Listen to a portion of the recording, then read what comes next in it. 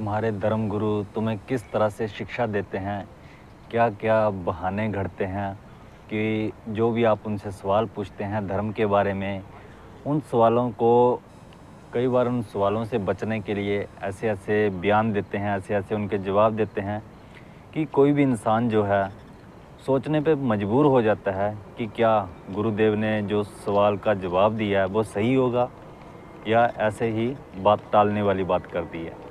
ऐसा ही एक कथावाचक से एक भक्त जो है सवाल पूछता है गुरुजी कि जितने भी देवी देवता, जितने भी अवतार, जितने भी देवताओं ने जो रूप धारण किया है, अवतार लिया है, सारा भारत देश में ही क्यों लेते हैं? बाकी कंट्रियां भी तो हैं। क्या अगर उनके यहाँ पे ये सब भगवान ईश्वर नहीं हैं तो क्या वो देश नहीं चल रहे हैं? या वहाँ पे आपके जैसे कथावाचक या ऐसे गुरुदेव नहीं है तो क्या वो देश तरक्की नहीं कर रहे हैं?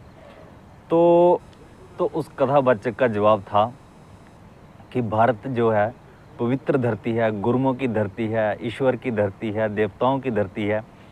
इसलिए यहाँ पे समय समय पर देवता लोग जो हैं अवतार लेते रहते हैं और लोगों के जीवन का उद्धार करने के लिए आते हैं।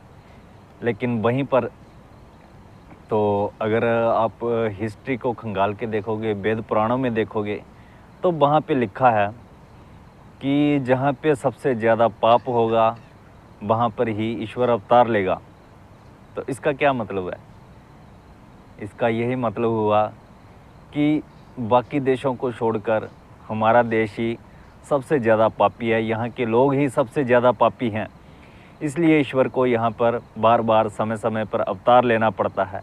लेकिन ना जाने कितने ही अवतार धारण किए ईश्वर ने, लेकिन जनता को सुधार नहीं पाया।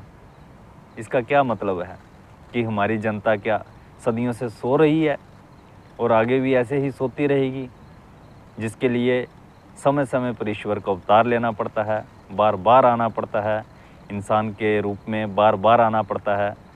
इसका यही मतलब हुआ कि ये हमारा देश जो है अति धार्मिक नहीं है, बल्कि उल्टा महापापी है, जो ईश्वर को भी परेशान करके रखा है, जिसकी वजह से ईश्वर को बार बार यहाँ पे अवतार लेना पड़ता है, बार बार यहाँ पे अवतार लेकर लोगों को उद्धार करने के लिए आना पड़ता है। लेकिन ये जनता कभी भी उद्धारित नहीं होती है, कभी भी मुक्ति की ओर नहीं चल रही है, मुक्ति प्राप्त नहीं हो रही है।